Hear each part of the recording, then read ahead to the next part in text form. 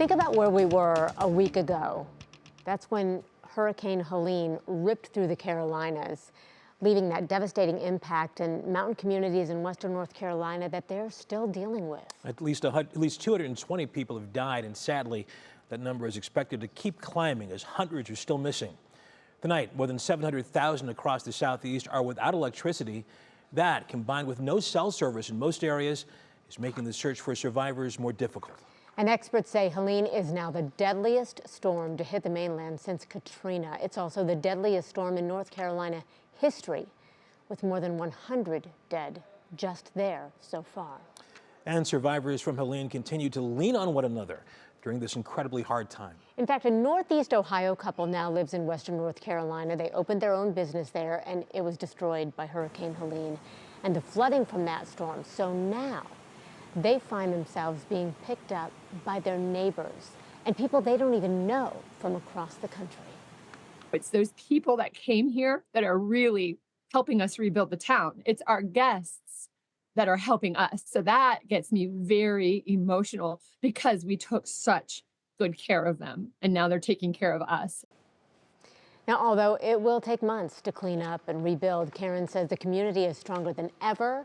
And listen, if you'd like to help, we have links posted to WKYC.com, and thank you so much for even thinking about it. Definitely. We've had a number of folks from this area we've done stories on this week who are going to North Carolina and areas that are hit. So that is fantastic. All that help is appreciated, no doubt. Totally. It is now 6:16 on this Friday night.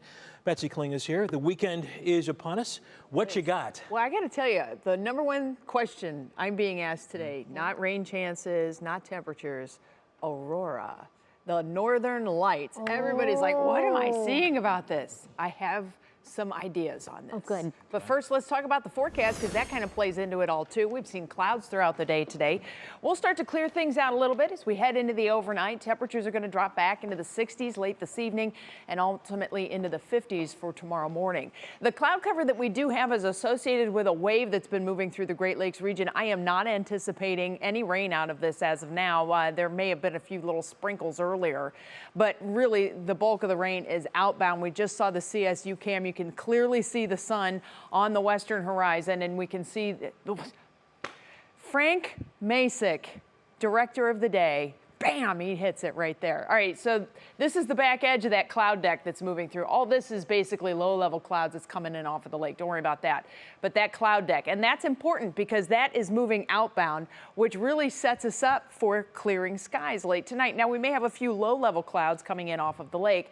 As we go back to the satellite radar, you can see that farther west, there's really not a whole lot of cloud cover to talk about, which would bring in the aurora chances. All right, so the northern lights are possible tonight and especially tomorrow night. There was a big storm that came off the sun over the last couple of days, and it is lining up to come to Earth in the nighttime hours, and the peak of it, so remember, it's not like a steady stream or it's not like a laser that comes in.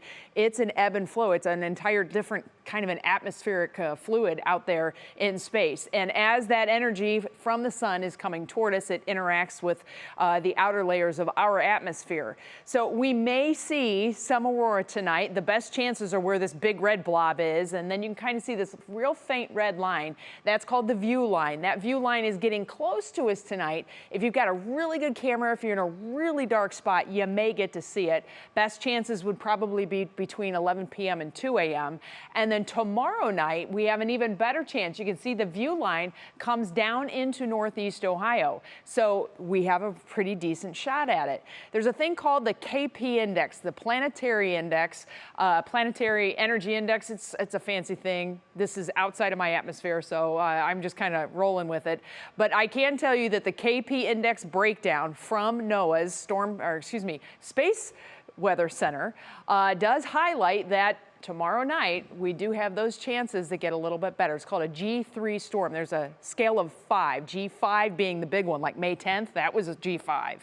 We're at G3 level, but there's a chance. So maybe something to think about. Keep an eye on social media. The last few times it's happened, people blast social media with, we're seeing the aurora. And if you see it, report it to social media too. Go ahead and tag me. I'd love to hear it.